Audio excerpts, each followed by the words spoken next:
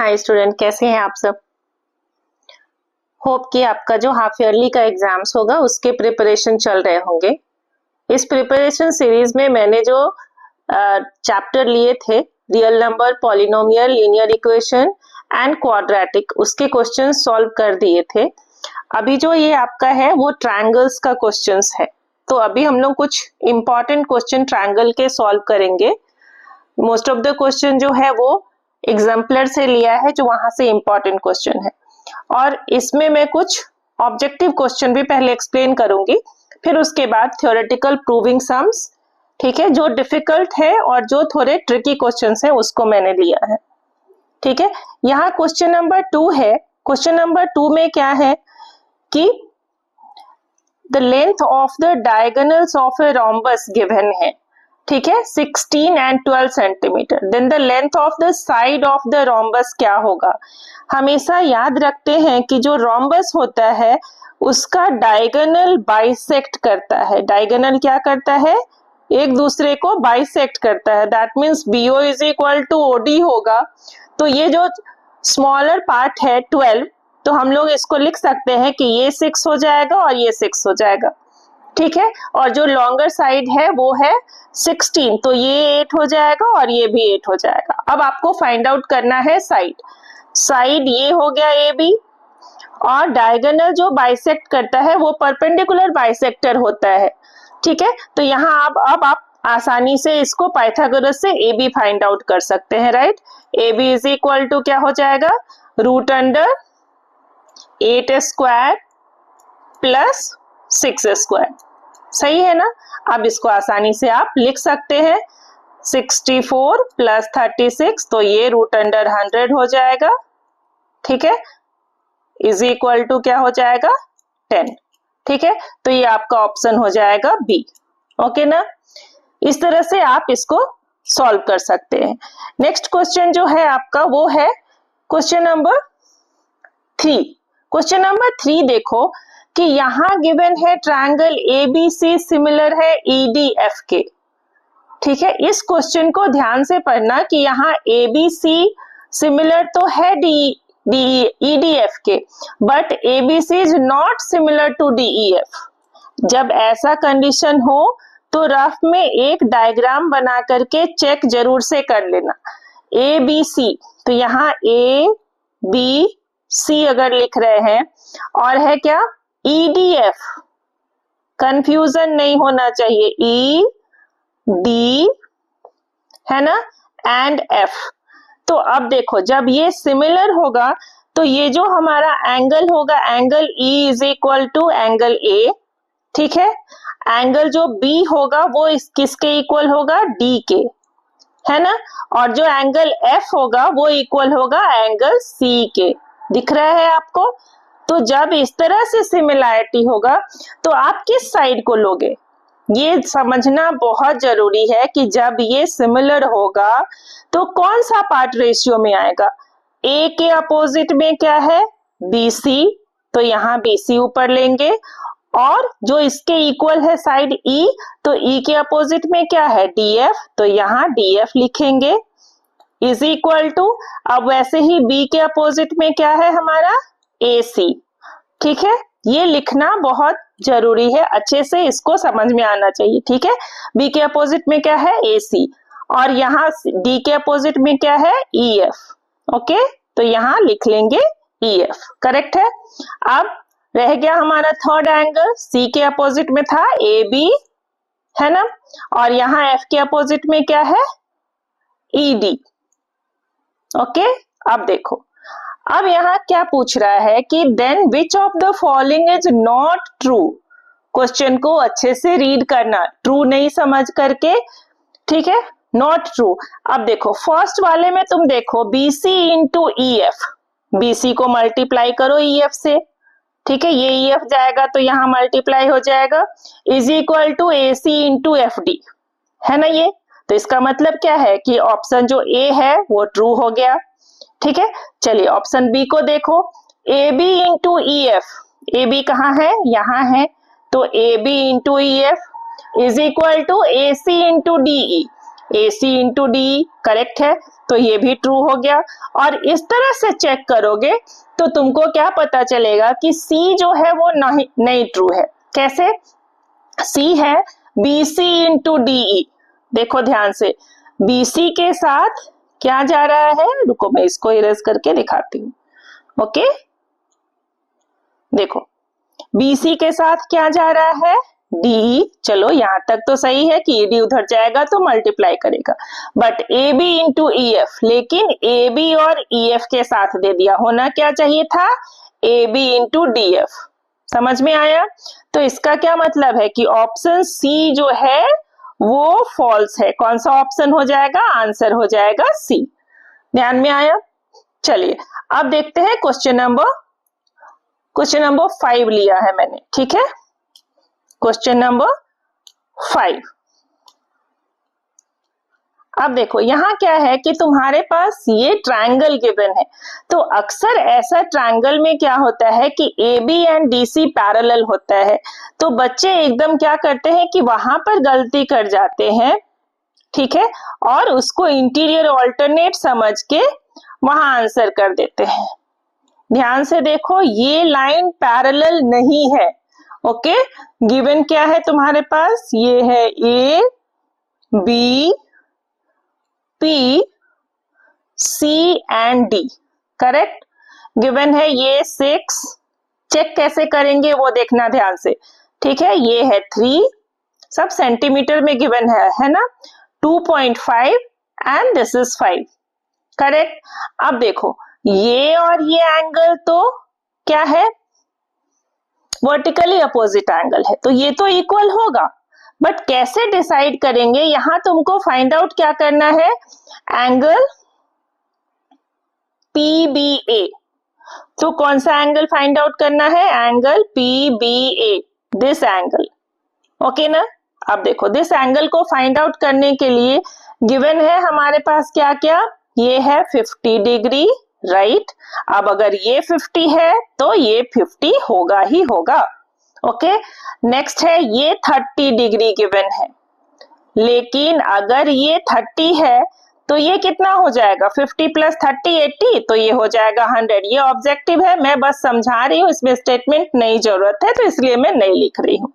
Okay, 50 plus 30 80 हो गया, तो ये तो 100 हो जाएगा। अब इसमें से कौन सा एंगल 100 होगा और कौन सा एंगल 30 होगा, वो पता करने के लिए हम लोग क्या देखेंगे कि इसका कौन सा साइड जो है वो रेशियो में है। ओके, अब देखो रेशियो में जब तुम देखोगे तो तुम्हारे पास रेशियो क्या मिलेगा कि AP by PD, AP upon PD is equal to, ठीक है, BP अपॉन PC। चेक करो BP अपॉन PC है या नहीं। AP कितना गिवन है, 6, ठीक है। PD कितना गिवन है, 5, है ना, इज इक्वल टू BP कितना गिवन है, BP 3 है, ओके, और ये है 2.5, ठीक है। ये इक्वल है या नहीं, इसके लिए सबसे आसान सा तरीका है, इसको दोनों को 2 से मल्टीप्लाई करो, तो ये हमारा जो है वो 6 हो जाएगा और ये हमारा 5 हो जाएगा। That means this is correct. अब जब ये करेक्ट है तो कौन सा एंगल किसके इक्वल होगा, AP और BP प्रोपोर्शन में है, ठीक है। ध्यान से देखना, ये जो AP है ये लाइन, ठीक है, इसके अपोजिट का एंगल PD के अपोजिट में है, दिख रहा है ये PD के अपोजिट में, तो ये कितना हो जाएगा 100 डिग्री, नॉट 30 डिग्री, करेक्ट। समझ में आया? तो यहाँ जो होगा ये एंगल क्या हो जाएगा हमारा 100 डिग्री। कौन सा एंगल, एंगल ABP, करेक्ट है। कौन सा ऑप्शन हो जाएगा आपका, ऑप्शन हो जाएगा यहाँ D, वो आंसर होगा। समझ में आया? अब देखो ये इस ऑब्जेक्टिव के साथ साथ मैंने एक दो और ऑब्जेक्टिव के क्वेश्चन लिए हैं, ठीक है, जो कि बहुत ही इंपॉर्टेंट हैं, ट्रिकी क्वेश्चंस हैं। इसको अगर तुम ध्यान से पढ़ोगे क्वेश्चन ध्यान से पढ़ना बहुत जरूरी है एग्जाम में। ट्रायंगल सब बच्चों को लगता है कि ट्रायंगल हार्ड है, ट्रायंगल हार्ड नहीं होता है। मैं बार बार बोलती हूँ, ट्रायंगल इजी है, बट कंसेप्ट तुम्हारा एकदम क्लियर होना चाहिए। क्वेश्चन को 2 बार 3 बार पढ़ो, नहीं समझ में आ रहा है तो। In a triangle ABC and DEF, angle given है A is equal to E, F is equal to C and AB is equal to 3DE। ठीक है, अब देखो, अगर AB एक जो साइड है हमारा, उसका जो रेशियो है वो ट्रिपल है। एंगल इक्वल होने से कॉन्ग्रुएंट नहीं होता है जब तक साइड भी इक्वल ना हो, है ना। तो यहाँ क्या होगा, सिमिलर होगा बट कॉन्ग्रुएंट नहीं होगा। ठीक है, तो ये जो क्वेश्चन नंबर 7 है आपका, अगर ये x है और ये 3x है, तो this triangle can not be congruent, this triangle will be what, similar only. तो कौन सा ऑप्शन हो जाएगा, बी। ठीक है, चलिए अब देखते हैं क्वेश्चन नंबर 8। ये जो क्वेश्चन नंबर 8 है, ऐसा बहुत सा क्वेश्चन आता है एग्जाम में। ठीक है, अलग अलग तरीके से घुमा करके उसको पूछते हैं। ठीक है, तो ध्यान दो, जैसे it's given that triangle ABC is similar to triangle PQR। अगर कोई दो ट्रायंगल सिमिलर होता है, क्वेश्चन नंबर 8। ठीक है, अगर मान लो एक ये ट्रायंगल है, एक ये ट्रायंगल है। ठीक है, ये ले लो ABC और ये ले लो PQR। ठीक है, ये सिमिलर है। तो बोल क्या रहा है कि BC by QR is equal to 1/3। ये है BC और ये है QR। अगर ये x तो ये 3x।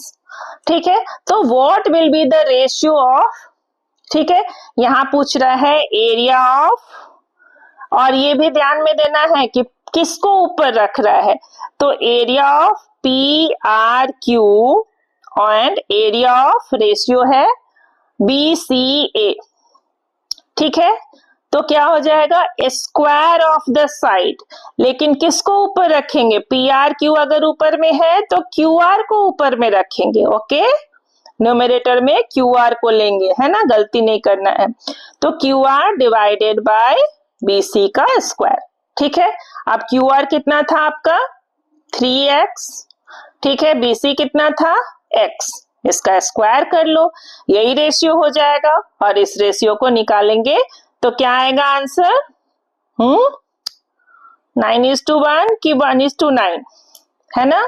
ये हो जाएगा हमारा 9x square upon x square. x square cancel, तो ये हो जाएगा 9। ठीक है, तो यहाँ 1/9 नहीं लिखना है, क्या लिखना है 9। तो आंसर क्या होगा, A। सही है। तो इस तरह से देखिए कि कभी भी ट्रायंगल के क्वेश्चन को इजी वे में नहीं लेना है, उसको ध्यान से पढ़ना है। ठीक है, चलिए अब आते हैं कुछ और क्वेश्चन डिस्कस करते हैं। जहां पर जो ट्रायंगल है, यहाँ क्वेश्चन नंबर 6 लिया है मैंने। ठीक है, क्वेश्चन नंबर 6 है जो इसी क्वेश्चन से रिलेटेड है, इजी है। ठीक है, इसको अब ध्यान से देखो कि रेशियो ऑफ करस्पॉन्डिंग एल्टीट्यूड्स। ठीक है, रेशियो ऑफ करस्पॉन्डिंग एल्टीट्यूड्स दिया हुआ है ऑफ सिमिलर ट्रायंगल इज 3/5। यहाँ कुछ नहीं करना है, डायरेक्ट इसको, ठीक है, स्क्वायर कर देना है, क्योंकि एरिया ऑफ देयर 6/5 होगा कि नहीं होगा, होगा नहीं होगा। क्यों नहीं होगा, क्योंकि अभी हमने बताया कि अगर इसका जो एरिया होगा वो इसके स्क्वायर के इज इक्वल टू होगा। So area of triangle is equal to square of this. तो ये जो आंसर होगा एरिया का, यहां से एरिया ले लो, इज इक्वल टू हो जाएगा 9/25। Okay, so why it is not possible, because in a similar triangle area is equal to square of the sides. Correct है। तो ये आंसर जो है आप दे सकते हैं, उसी क्वेश्चन पे बेस्ड है। ठीक है, चलिए अब आते हैं क्वेश्चन नंबर 7 पे। ठीक है, क्या है क्वेश्चन नंबर 7, यहाँ एक ट्रायंगल गिवन है, दिख रहा है ट्रायंगल, जिसमें DE is parallel to AB given है। ठीक है, तो आपको फाइंड आउट करना है x का वैल्यू। ठीक है, यहां हम लोग बीपीटी यूज करेंगे। क्यों बीपीटी यूज करेंगे? Because it is given, right? So what is given? क्या लिखेंगे answer? Given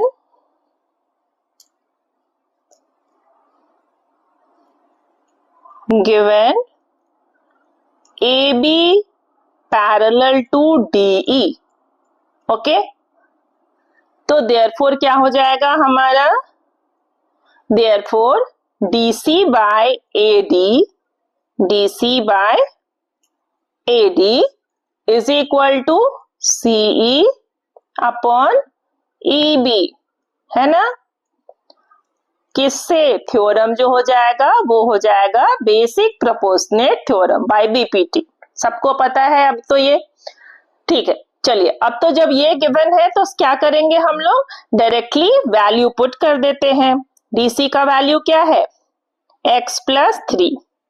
so write down x plus 3 upon ये क्या हो जाएगा? 3x plus 19 is equal to क्या? x upon 3x plus 4। सबको सॉल्व करने आना चाहिए। क्या बताए थे कि क्रॉस मल्टीप्लीकेशन करेंगे। यहाँ क्या करेंगे? Cross multiplication, right? चलिए, इसको क्रॉस मल्टीप्लाई कर लेते हैं इस तरह से। इसको इससे मल्टीप्लाई करना है, इसको इससे करना है, right? So now we can write here x plus 3 into 3x plus 4, okay, is equal to x into 3x plus 19, right? अब ये क्या हो जाएगा आपका? x से 3x को करो मल्टीप्लाई तो 3x square plus 4x plus 9x plus 12 is equal to 3x square plus 19x। ठीक है, यहाँ 3x स्क्वायर दोनों साइड में है तो कैंसिल हो जाएगा। ठीक है, अब 12 को यहीं रखने देते हैं और 9 प्लस 4 13x, तो इधर जाकर के क्या हो जाएगा? 19x minus 13x, right? So now what you can write? Yes, फटाफट फाइंड आउट कर लीजिए x का वैल्यू क्या है। सबको आ गया होगा, क्या होगा x का वैल्यू? ठीक है, यहाँ हो जाएगा हमारा 6x is equal to 12, therefore x is equal to 12 upon 6 is equal to 2। मिल गया आंसर। ठीक है, देखने में क्वेश्चन लगता है डिफिकल्ट, बट थोड़ा ध्यान से बनाओ तो आसानी से आंसर मिल जाता है। चलिए अब देखते हैं हम लोग क्वेश्चन नंबर 8। ठीक है, क्वेश्चन नंबर 8 में थोड़ा समझदारी से काम लेना है कि diagonals of a trapezium given है PQRS intersect each other at the point O। Okay, चलिए ऐसे क्वेश्चन में क्या करना है? पहले ट्रेपीजियम ड्रॉ कर लेते हैं। ओके ना, ध्यान से देखो कि किसको बड़ा रखना है और किसको छोटा। अगर बड़े को छोटा और छोटे को बड़ा ले लिया साइड में तो आंसर रॉन्ग हो जाएगा। ओके ना, so it is given that PQ is equal to 3RS, है ना?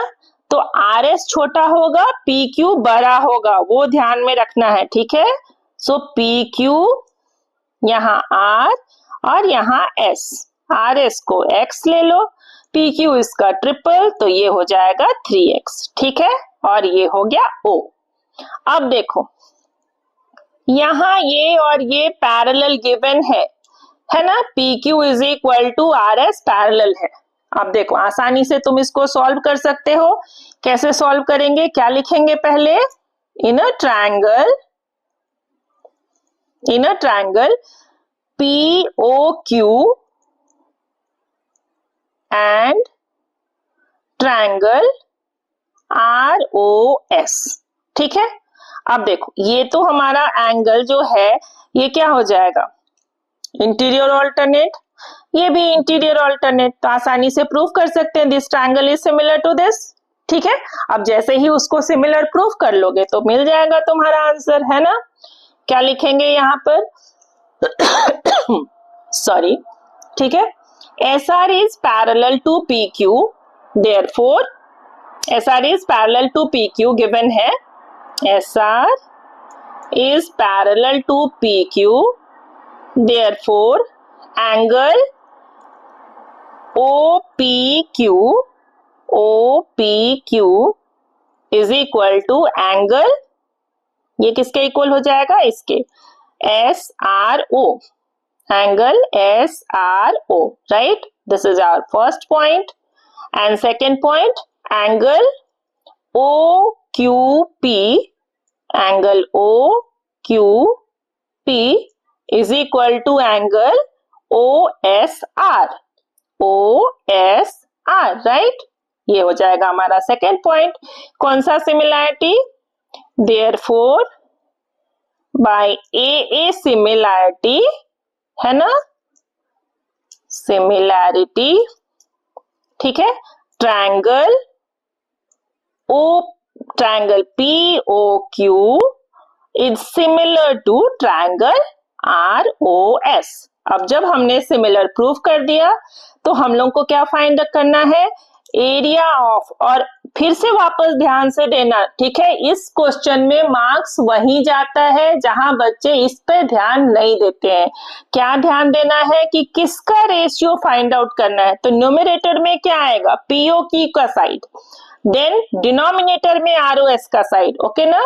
अब देखो ROS का साइड क्या है, x, और POQ का साइड क्या है, 3x. तो क्या लिखेंगे, Therefore, चलिए इसको थोड़ा ऊपर कर लेते हैं, है ना, गुड. अब क्या हो जाएगा, Therefore, area of triangle POQ